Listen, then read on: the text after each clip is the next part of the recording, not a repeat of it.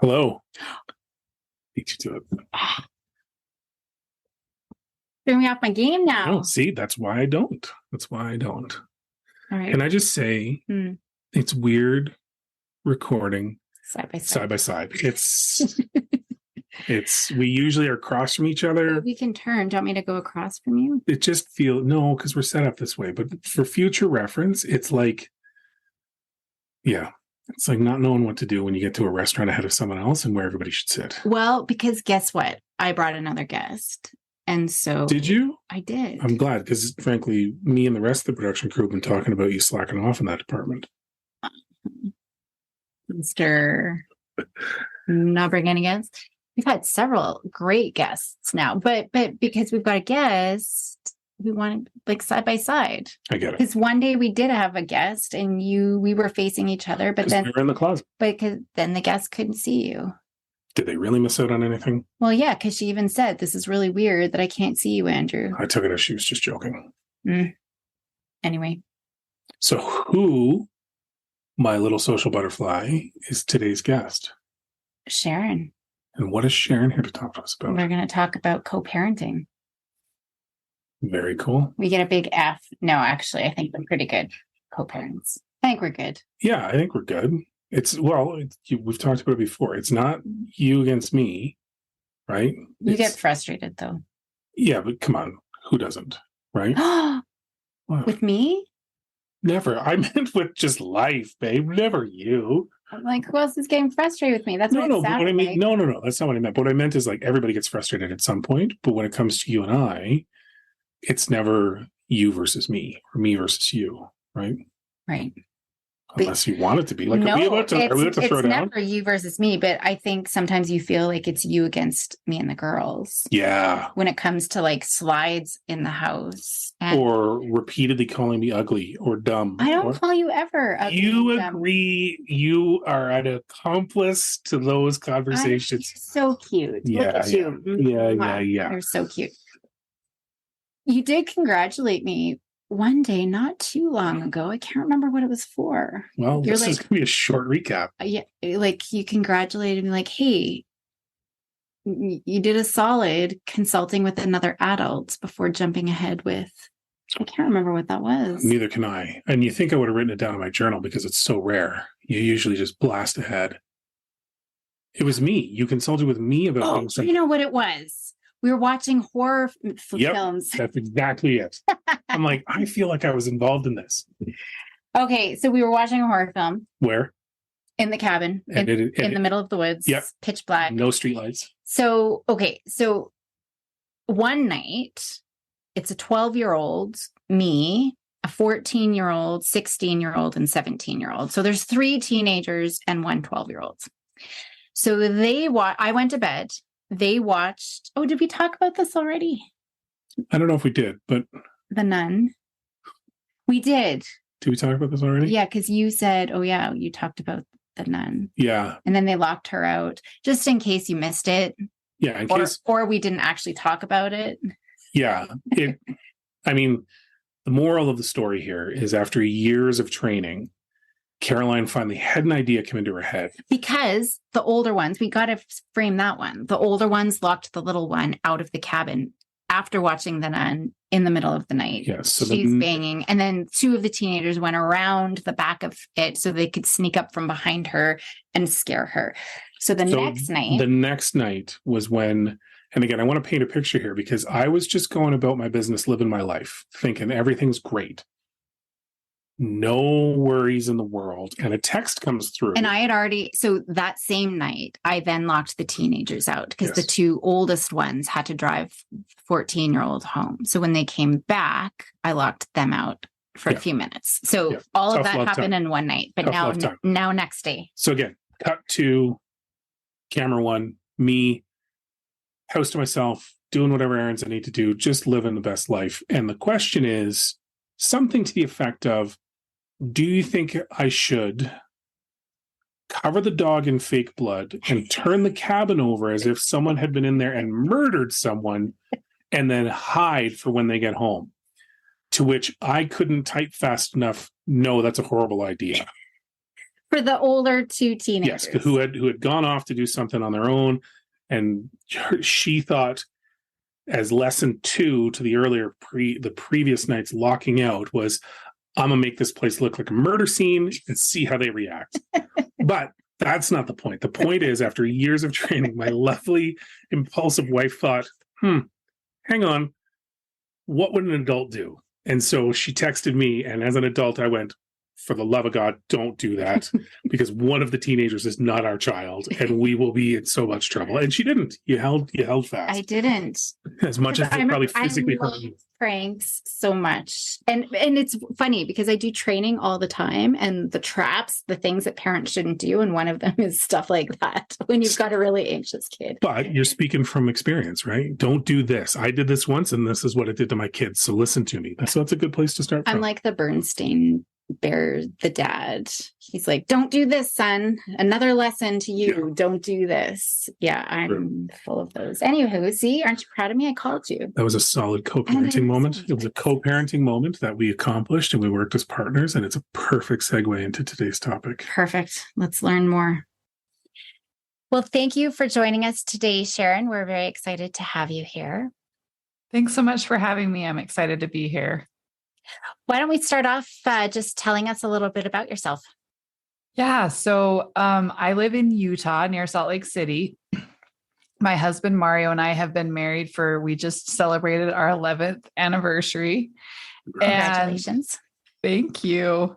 Yeah. And for me personally, everyone always asks how I got into relationship coaching and how I became focused on relationships and communication. And I say, because of all of the things I got wrong for so many years in my marriage, I would describe myself as like a very strong and ambitious woman. And I think when we come into our marriages with that, and my husband had some pretty traditional expectations of our marriage, which I was not anticipating.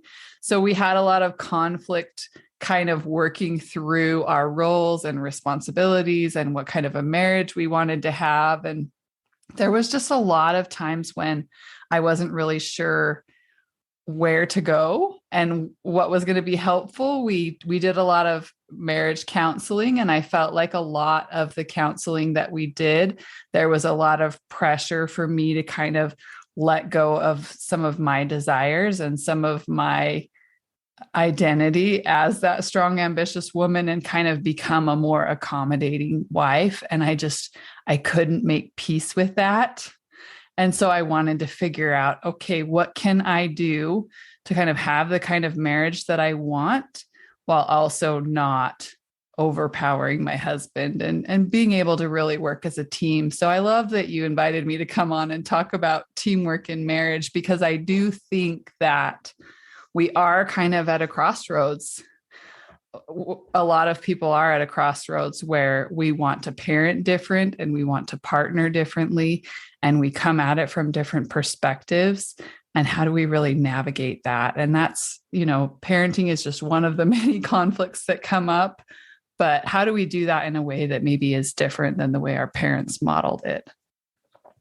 I think that's so good, because we don't go into even relationships or parenting with a lot of these conversations. And, we did have one of our first episodes was about, the values we have as a parent, probably not something that people actually sit down and think about and what kind of parent we want to be. But now that you bring this up, like, we've been together for almost 30 years. Almost 30, yeah.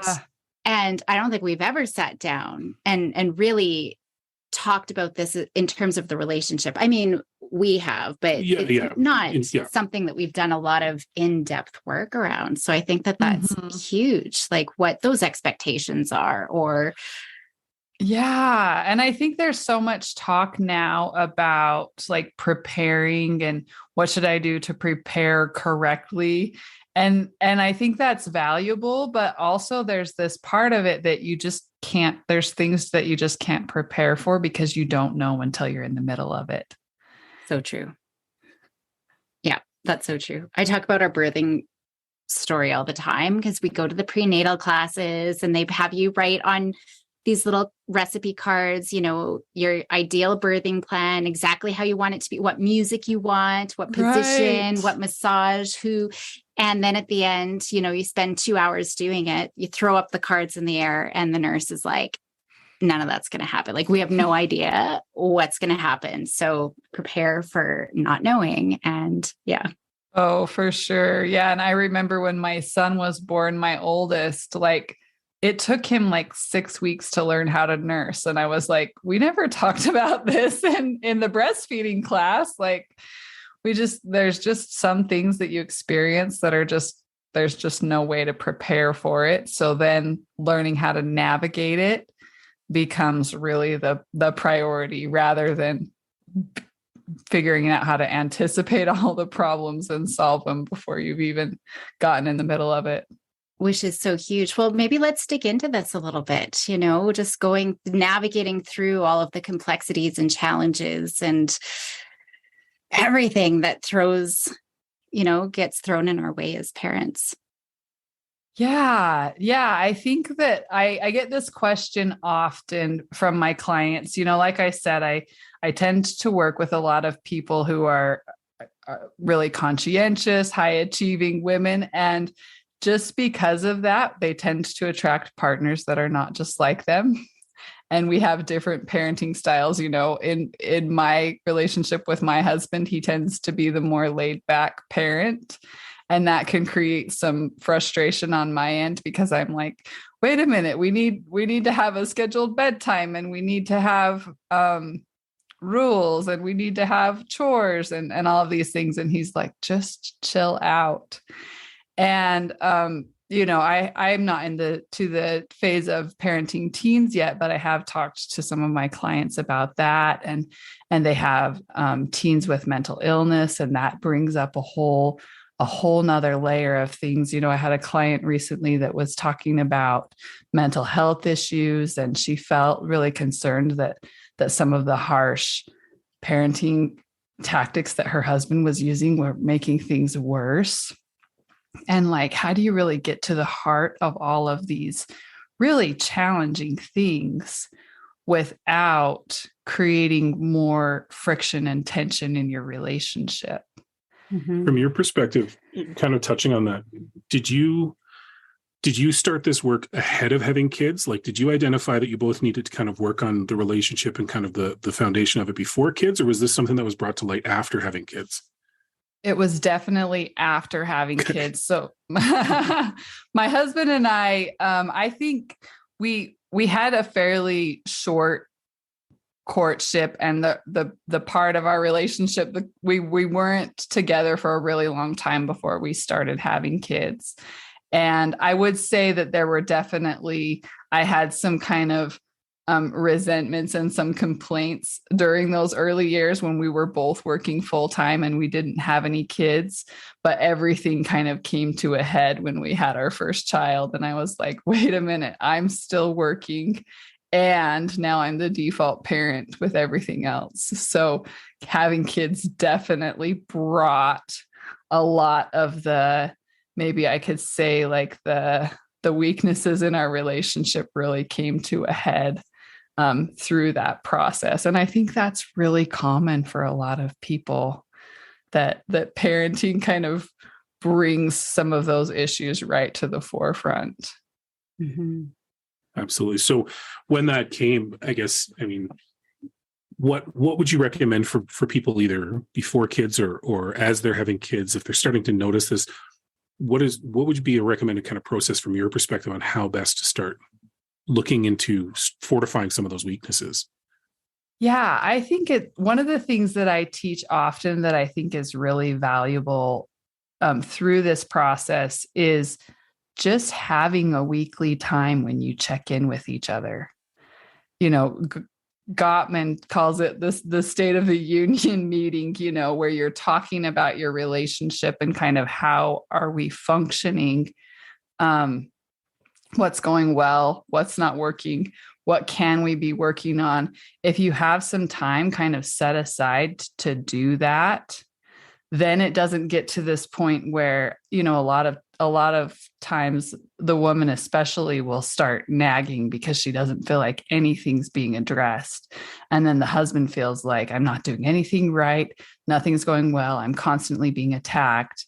And I had a client a while back, and she was in this phase where she had a new baby and a toddler, and she was getting into this point, and she was like, I need to figure out a different way to address this. And I said, well, what if you knew that you had a time once a week to talk about how things were going?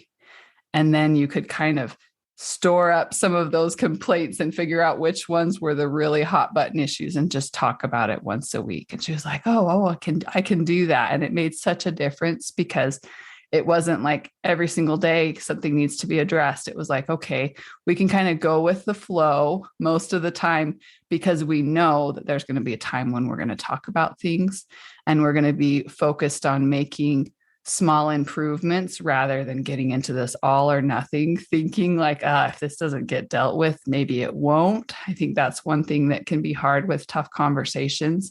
But yeah, that's one of my main recommendations is, can you set aside a time? And maybe even once a week feels a little bit too much for you, but if it's once a month that you set aside some time, I know some couples really like to do like a really quick check-in every single night.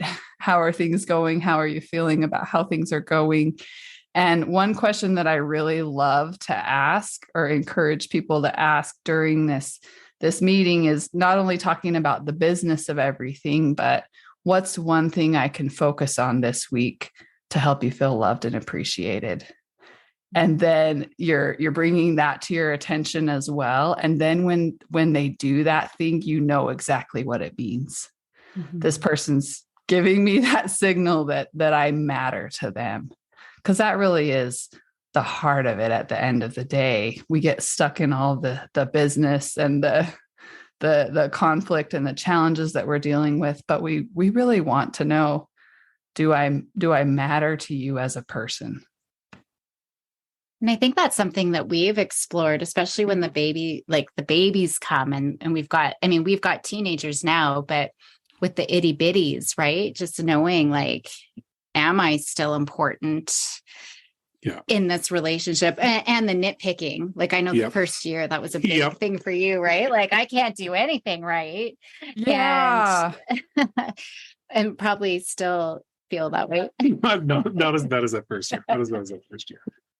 But it's a valuable point. You're right. It's you think almost, and I'd be guilty of it myself, but you think by addressing it in the moment, you're taking care of it in a better way. But really, you're right. When you shift the perspective, you're just chipping away at someone in little bits, when really our most productive conversations typically are when there's nobody around. Like, we can actually get time without the kids or without the dogs, and just get a chance to sit and chat and kind of debrief, right? And come at it more from a perspective of wanting to connect or wanting to talk, and no real selfishness in the conversation, really. I think that's a key part of that, is just having the conversation in a way that is, I like your idea of what can I do for you, because it really reframes the reason why you're having the conversation.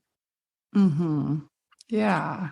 And we've done, I don't know if you do, I know Gottman, thoroughly love Gottman's work. I don't know if you know Imago. I have not done a lot of work with Imago, but I'm very interested in learning more about it. Yeah. So and as I was becoming an Imago therapist, we had to go through, like, part of the work is doing your own work, right? And we had to go through an Imago training. And the one thing that I love about that was you would take turns, because I'm going to get to, how would you set up a successful conversation? Because I can see them going sideways when we do decide. Yeah. It's one thing to set up the time, but then how can we have it productive? But I know my role is just to listen. I'm not to go into the buts. I'm here just to listen. And then with the behavior requests, like, these are the things that I need you to do for me. It would be a couple of options that the other person could then choose from, so that it's not like I'm demanding this thing that you don't feel like you could actually fulfill for me. But right. For you, like, how what advice would you give couples to be able to have an effective conversation that's actually going to help us move together in that relationship that we want? Yeah, one of the tips or kind of mindsets that I love is to make sure that you're framing your problem as an us versus the problem type issue rather than me versus you. I know I got caught in this a lot, especially in the early parts of our relationship of, my husband's being selfish and that is the problem. So that's the problem I'm going to tackle, instead of, we have totally different personalities. We have different expectations, and how can we come together and look at this in a way where we can both win? So that win-win approach where he doesn't feel attacked. Another thing that I think is really helpful is making sure that you're talking and understanding the other person's perspective and hearing their side of things before you go into that problem solving part of the conversation. I know so many times I feel like I've brought something up and my husband's like, "Oh, I totally know where you're coming from." And I'm like, "I totally don't think you do." He's made a lot of assumptions. He's interpreted a lot of things. And I feel like I just want you to hear and really try and understand me before we start talking about how to problem solve. And the same for him. And I was just writing up this ebook, which I'd be happy to share with your listeners. But one of the things that I share in that book is the best way to kind of calm down an unreasonable partner. A lot of times we see, our partner's being completely unreasonable. The best way to address that is just to make sure that they feel heard and understood. And once they feel heard and understood, whatever seems unreasonable about what they're talking about, all of a sudden has de-escalated. Yeah. Yeah. We talk a lot about that. And that was my number one issue, right? Is always jump to the solution, because that's how I'm wired. Yeah. Absolutely. And like with our kids and with each other, but it's that finding truth, even if they're saying you're the worst spouse ever, why did I ever get married? I mean, we get escalated so quickly, but if we're in a good place, we can say, "Oh man, that would suck to be in a terrible relationship." Not that we would actually say those words, but to show that sentiment, like, that's really hard. Right. So seeking first to be seeking, what is it, to understand before being understood? Stephen Covey's 7 effective habits, but that's totally what it is. 7 habits. Yeah. And so what would you say to parents that are, parents or partners in a couple? How would you show that? What would you do to show that you're actually understanding versus saying the words, "Oh yeah, I understand," and the other person's feeling like, "I don't think you do"? Yeah, well, definitely if you can reframe it and just say, "Hey, I want to check and make sure that I understand. What I'm hearing you say is this. Did I get that right? Or what am I still missing?" That some of those phrases can be really good cues of, I'm really trying to understand you and not jump to any conclusions. So just, did I get that right? What am I missing? What else haven't I heard from you yet? Those types of questions just show that you're being a little bit more open and curious to what's really going on. Right. With your cell phone away and any distractions away. Oh, for sure. Yeah. That was one thing I was thinking of is there a step that is probably one of the partners will be the one that initiates the conversation to set up this time. Is there a way to approach it with the partner on kind of, I guess, the expectations of how the conversation is going to go? Does it make sense to say, "Hey, I want to sit down and have a talk with you, and this is kind of what I'm looking for is no cell phones," right? It's quiet room, or does it help to get that granular, or what are your thoughts there? I think it really depends on the relationship. I think different couples, you have to kind of experiment what works for you, because for some couples or for some partners, like setting things up really granularly, I think can create a lot of anxiety. Whereas for some people, it's like, "Hey, can we this is what I want to talk about. This is why it's important to me. Is now a good time, or can we revisit it this weekend? I think there's not any hard and fast rule for how that's going to work best. And what I teach often is to kind of let go of some of the perfectionism of it as well.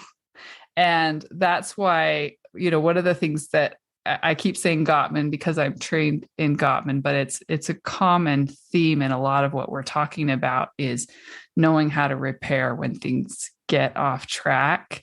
And I tell people often, like, if you can understand that repair part and know that that's going to be part of the whole equation, then you don't have to worry so much about getting it exactly right.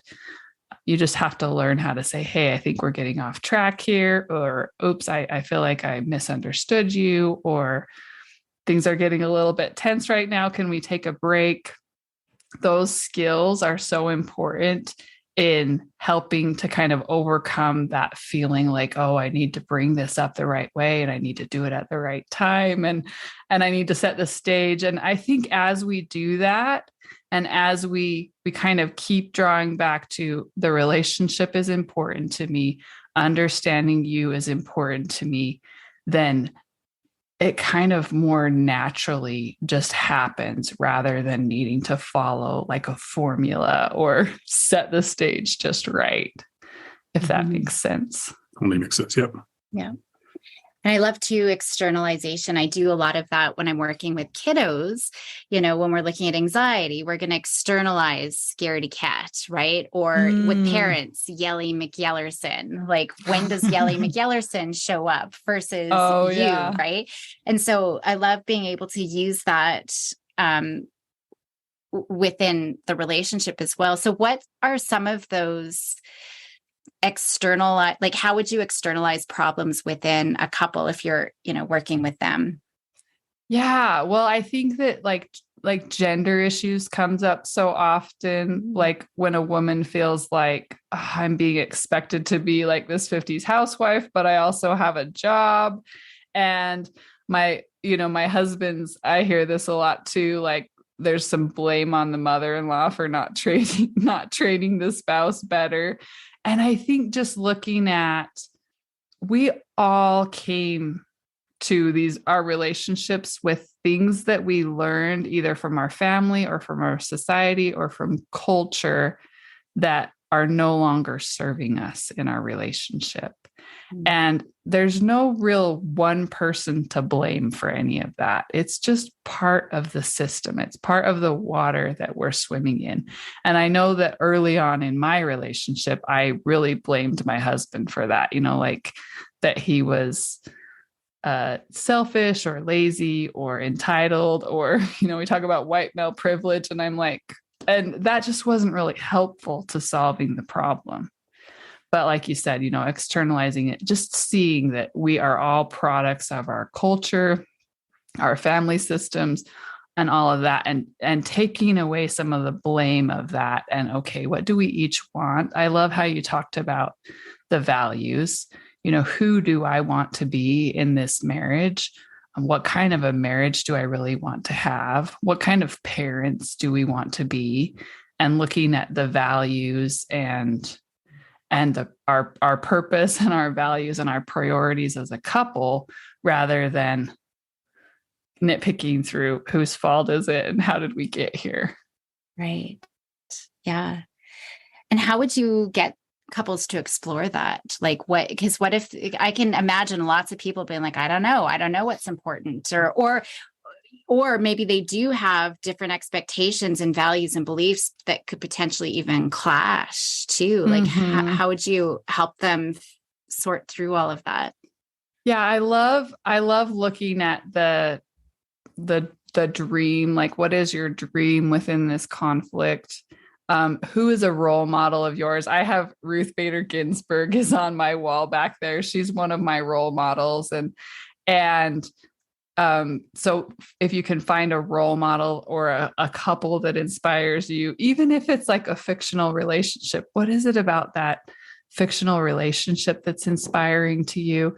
If you can find like your vision of a positive future and use that to shoot for, rather than getting stuck in all of the complaints. That can be really motivating, rather than I don't know what the word is, than feeling stuck in the muck of all of the conflict and the disagreement. And as far as values go, I think we tend to look at some values as being better than others. My value of I got called out. I was talking through this with somebody and I got called out because I said I have higher expectations than my husband. And he said, no, you have different expectations than your husband. And I was like, yeah, that's right. Or I have a higher standard. And it's like, yeah, my standards are not better or higher than his. They're just different. There's just different things. And there's things that I can learn from my husband. He reminds me to, that I don't have to earn a break, his more laid back personality. What can I learn from that difference? And how can I use that to make me a better, stronger, more well-rounded person? That's always a helpful perspective as well. Mm-hmm. I love that. Do you have any questions? Okay. I can talk for hours and hours about all of this and in so many different directions, but I do see, like, just looking at co-parenting as well, right? Just getting on the same page, because I think that that's usually, there's a huge clash just in terms of exactly what you were talking about at the beginning, firm bedtimes versus, it doesn't matter. Or I expect beds to be made. I never made my bed when I was a kid. All of these sorts of things where we're clashing. And so what one parent might think is important, the other doesn't. And so now we're, not supporting each other in that way. How would you navigate those types of issues with parents?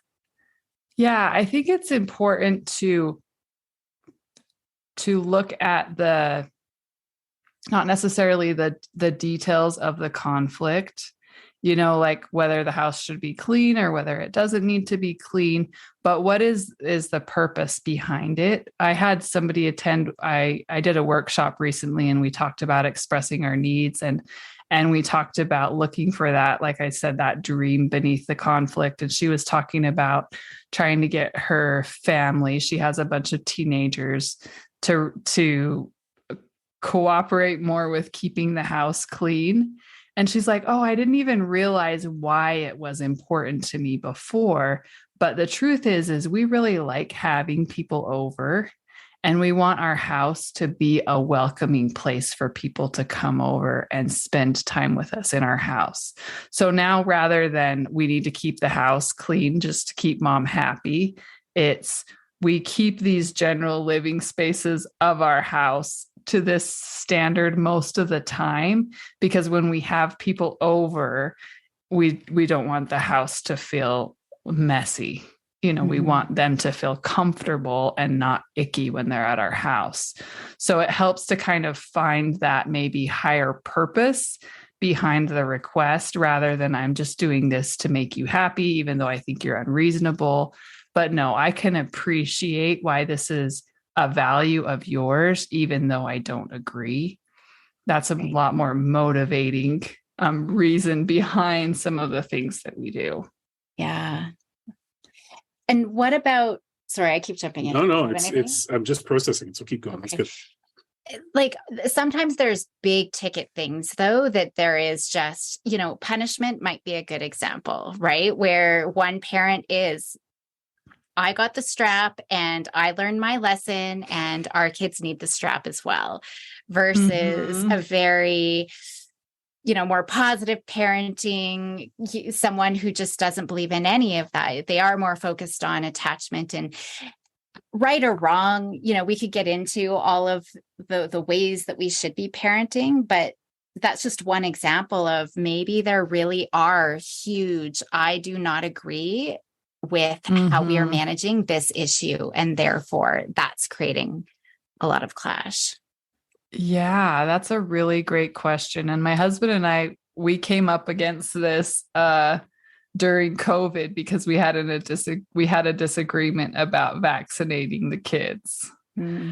And that was, I think, kind of a similar thing. Like, it wasn't about like physical punishment, but it was like, are we gonna vaccinate the kids or not? And I think, and we decided, for me, it was about protecting our family members. I'm the one who wanted the kids to be vaccinated, and my husband didn't. And I really didn't want to put any of my family members at risk of being exposed to COVID should my kids get it. And so with that in mind, we kind of dug a little bit deeper behind the reasons for why I wanted them vaccinated. And we came up with an agreement that addressed that specific thing where, okay, if we're going to go with family that has a compromised immune system, then we're going to test everyone before we go and make sure that we don't have COVID. With the corporal punishment, I think you can take that same tactic of what is it really behind this that you're trying to get at, and what is your fear? I think, what is your fear if we don't do things your way? If we don't punish the kids in this physical way that you believe, what is your fear? And I have had a client recently who, she really wanted a more gentle parenting approach, and her husband wanted to use more authoritarian style of parenting. And I think also we need to recognize whichever side of the issue we're on, we do have some blind spots, and if we're able to acknowledge the blind spot or the imperfection of our point of view, like, yes, gentle parenting is what I believe to be correct. However, I can see that you'd be afraid if we do that we're going to end up with kids who don't know how to respect authority or whatever the case may be. And then talk about, if that's the priority, what can we do to get that more underlying need met? And it is possible that you're never going to get to an agreement on that. And I think at that point, you do have to decide, like, is this a deal breaker? And if it is a deal breaker, what's my next step? But am I willing to let my spouse parent in the way that they see fit, and trust them, and trust that if they start doing that and they find that it's not working the way that they hoped, that they have the integrity to say, oops, that was not quite what I wanted. I think maybe I'm willing to compromise because I see that this isn't quite working the way I wanted to. It's harming my relationship with my kids to do things this way, and I want to do it differently. Mm-hmm. Yeah. Is there a way to apply this? And I love the idea of the foundational piece with the parents. Would the same kind of approach, I assume it would, work with trying to establish this dialogue with kids earlier in life as well? So set them up so that when they themselves are in relationships later on, you've provided them some of these tools. And if so, how would be the best way to go about that? Yeah, I think our kids learn a lot from observing us and seeing us work through conflict. I know that I think about this often, like every time I mess up with my kids, I have that tendency to justify it, but if I can just say, you know what, I'm sorry. Like last night I was really tired and I just wanted the kids to get to bed, and I got a little bit grumpy, and I just had to tell them, I'm grumpy right now, and it's not your fault. You haven't done anything to make me grumpy. I just haven't been feeling well. And so I want you to know that you're not responsible for my feelings right now. And I am grumpy. I'm not a perfect person. So we can kind of model that more honest and I don't know if humble is the right word, but just being real with our kids. Like, you're not responsible for my feelings. Apologizing when we get it wrong. One of the other findings, and I keep quoting Gottman again, but he talks about how we really only need to get it right with our kids. I think it was like 30% of the time, if we're making those repairs when we get it wrong. So we put so much pressure on ourselves in our marriage and in our relationship with our kids as parents to always be getting it right. And I think sometimes all of that anxiety of trying to get it right creates a lot more tension than there needs to be in our relationships. Mm-hmm. Yeah, because you're right. It's not about perfection, right? It's about process and kind of support of each, whoever the other person on the other side of the conversation happens to be. Right. So, yeah, I think that's a good way of putting it. And like with my kids, it was like, yeah, I'm really tired and grumpy right now.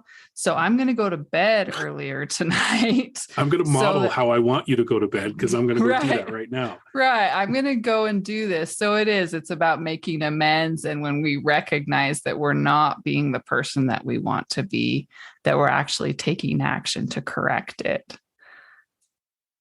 And that's important. I mean, I talk all about emotion regulation and resilience and all of these kinds of things. And so we're building emotional intelligence by being aware of our feelings and taking ownership of them. And what's the next step? How am I going to manage these effectively? We can't control our emotions. We can't stop ourselves from being grumpy. Maybe there's precursor things. We're eating healthfully and sleeping enough. But generally speaking, so yeah, I think that's great modeling for sure. I think it's what a theme that you and I come back to regularly is it's about demonstrating accountability too, right? Like being, like you've said it a few times in terms of, being aware of your role in the situation, being aware of where you want to be in that moment, either through your actions or your beliefs, and then being accountable for taking on what needs to happen to try and move you that way, right? Or be honest with the other person about what you're thinking so that it doesn't bottle up or it doesn't seep out in negative ways. So yeah, that's accountability is a big thing for both of us. A lot of the conversation is that perfection is unattainable, but accountability is something that everybody can control, right? You can choose to take ownership of whatever the situation. Yeah, for sure. I totally agree.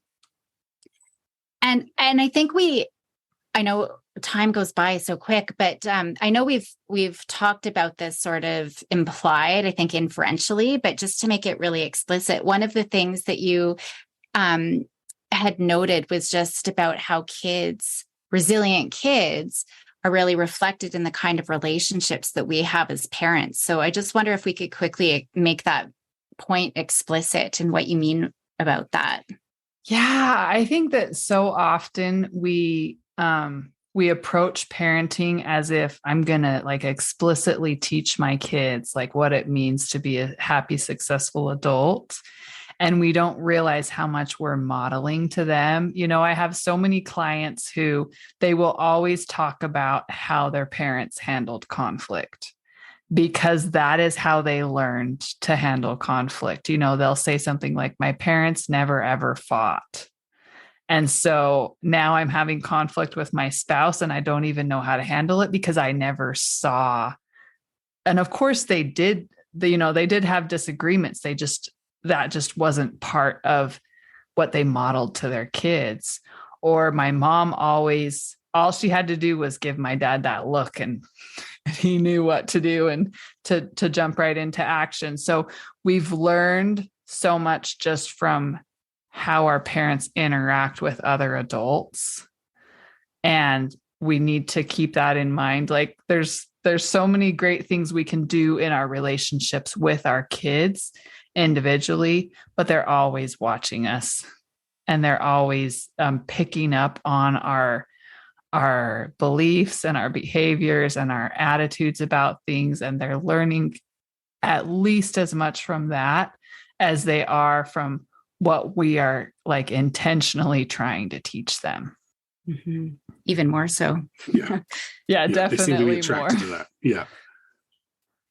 So building on that, like what would you say are the top, I don't know if there's 3 things or a few things, to really build that resilience in our kids that they should be able to see in our relationship as parents? I don't know if you have any. Yeah, well, I love what you said about accountability, just acknowledging when we make a mistake and apologizing, catching ourselves when we're trying to justify our behavior and backtracking. I think also noticing when we are in that state where we're flooded and upset and learning how to take a break And then after we've taken a break, we'll learning how to actually calm ourselves and not just build a bigger case so that when we go back to continue the conversation, we have more ammo for that conversation, but learning how to really to calm down and actually getting back into the conversation. You know, a lot of us have seen those, you know, a conversation explodes, it gets out of hand, and then it never comes back and gets readdressed. So how do we make those repairs and what's the word? Reaffirm that the relationship is important. Mm-hmm. So important. That's great advice. There's so much. There's so much here. Anything left unsaid that we haven't talked about that's really important? I mean, it's a learning process. I think that's the main thing. It's just like learning anything else. You cannot be fully prepared for it until you start doing it. And the other thing I tell my clients often is just because it's uncomfortable doesn't mean you're doing anything wrong. It's just like exercise or starting a new diet. It's painful to get started. It's uncomfortable.